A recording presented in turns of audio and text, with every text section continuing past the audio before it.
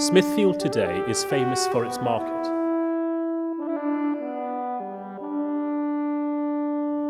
But between the 11th and 14th century it was a site for executions and torture. In 1296, Edward I wanted to control Scotland, but most Scots, led by Sir William Wallace, wanted to remain independent of England.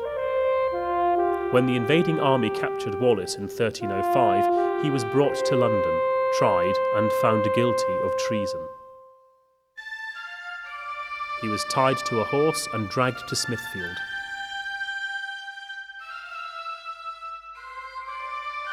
In the area near St. Bart's Church, he was hung, drawn and quartered.